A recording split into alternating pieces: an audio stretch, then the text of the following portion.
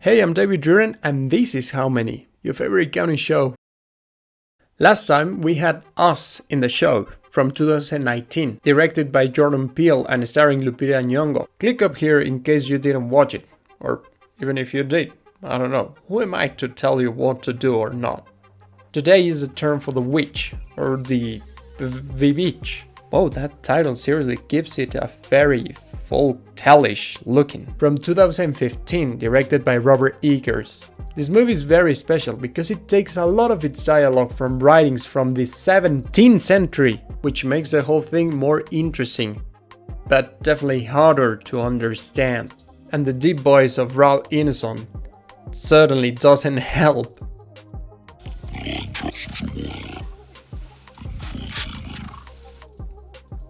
Just kidding, this is his voice. I've been laying traps for some while now, even before this new misery.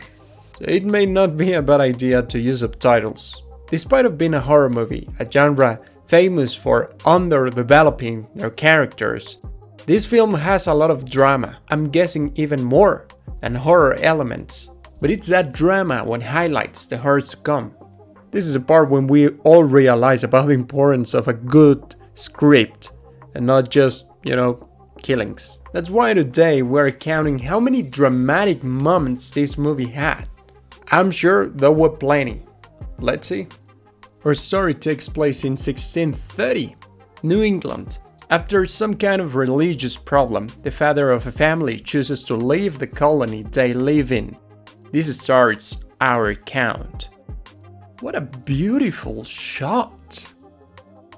They decide to settle down next to the woods, what is a very stupid idea when you know you're part of a horror movie. But I guess it's easier to get food, lumber, and other equally useless things. Plot convenience, Long time has passed, because now they have a house, crops, and a new baby, so they are not doing that bad. Just a pause here. Wow, I love her accent. It's a comment from a language freak. An idle of my work, disobedient to my parents. I beg thee, show me mercy. Show me thy light.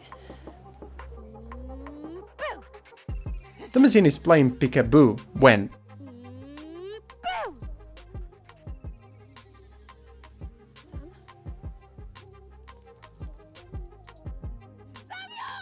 an old woman takes the baby with her, presumably a witch. She kills the baby and rubs flesh and blood over her skin, allowing her to fly.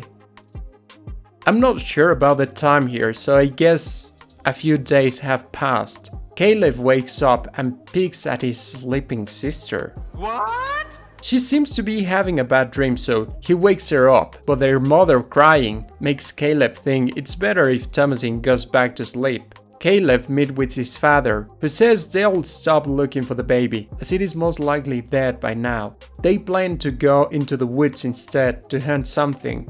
The harvest may not last enough. Caleb is very worried about his not baptized brother.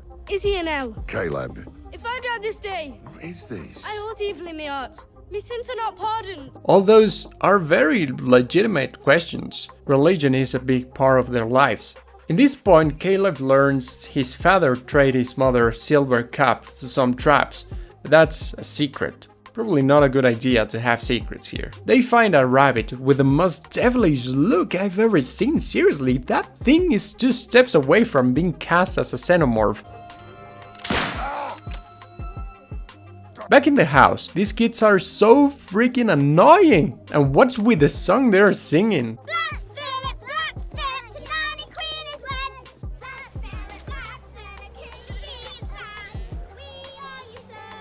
Caleb and his father get back home. I told thee to keep watch of Jonas, Mercy. I'll not be left here alone. Just there? This, I don't know, I think some of that anger started when her son disappeared. Caleb lies, trying to comfort his mother, even though he was worried about since a few hours ago. We went to find apples. This shows us there is some struggle between the very strict beliefs in the family and reality. While Caleb and Thomasin are by the river, look at them playing. So cute. They hear Mercy, pretending to be the witch. Again, those kids are so freaking annoying.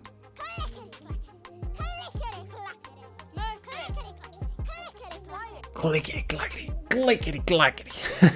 Thomasin then pretends to be a witch to scare Mercy and finally get some rest from the little creatures. But I don't think that's very smart in a time when people believe in witches. During dinner, tension arises as Catherine, the mother, questions Thomasin about the silver cup when the sheep start. Thomasin goes out to find the same devilish rabbit with the rest of the animals. Catherine regrets leaving the plantation and suggests, as Thomasin is old enough to, trade her, basically. We will starve! That's just great acting and a great script. William, the father, finally accepts to take Thomasin with him next day and trade her. Early in the morning, Caleb plans to go hunt. That way his father won't have to trade Thomasin. What a good brother. He is surprised by his sister, so both go hunt. They have some luck with the traps previously set by Caleb and his father, but suddenly encounter the same rabbit. Seriously, is that even a real animal? I mean, that thing looks freaking possessed. Caleb goes after the dog, which goes after the creature. The horse throws Thomasin. Caleb finds the dog's dead, but I'm not showing that because we don't want John Wick to start another massacre. Thomasin wakes up and finds her way back home. Caleb is not that lucky. Or is he? No, he's not. Mother and father are discussing about what to do now, and William finally confesses to have sold the silver cup. And look who's there! Next day, Mercy is again being a pain in the butt, saying Black Phillip told her Thomasin is a witch. Oh, that gives me the creeps every time I see it. William says it's time to go back to the plantation and take Caleb to see a doctor. Caleb gets worse. He has something inside his mouth. William! What is... The twins accuse Thomasin of witchcraft. Man, I hate these kids. Their father decides it's better to pray, but the twins can't remember the words, something that back then was related to witches. Oh Jesus, this is madness! I cannot hear this. Now with Caleb dead, suspicion arises against Thomasin. William confronts Thomasin and asks for the truth. You took a mother's cup and let her rail at me. You confessed not till it was too late. You are a hypocrite! Hold thy tongue, daughter mine. You cannot bring the crops to yield. You cannot hunt. Is that truth enough? Thou canst do nothing save cut wood. Dang it, that's hard truth. She accuses the twins of witchcraft.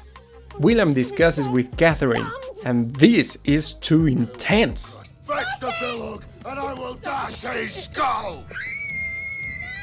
Their father locked them all with Black Phillip. In the middle of the night, he accepts his fault by being prideful back in the plantation, while Thomasin sees him. Catherine has a vision of her dead sons. Caleb says he brought her a book. She'll take a look at it, but she must feed the baby first. Too bad, that baby turns out to be a waka waka waka. Oh, jeez, that hurts!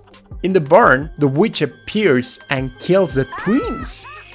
Next morning,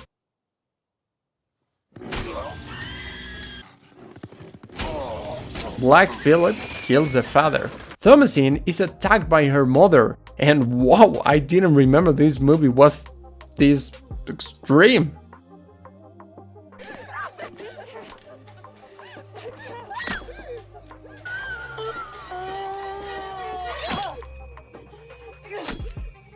Thomasin goes inside the house, falling asleep on the table. Yeah, that's exactly how you get lower back pain.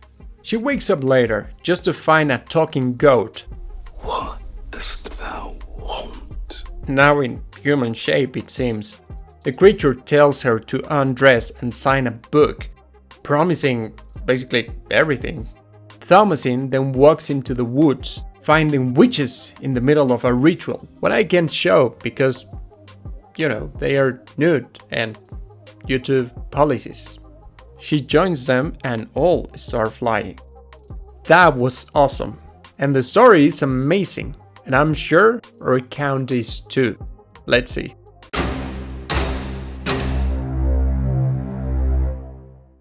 I'm sure that was a lot more drama than what anyone expected, right?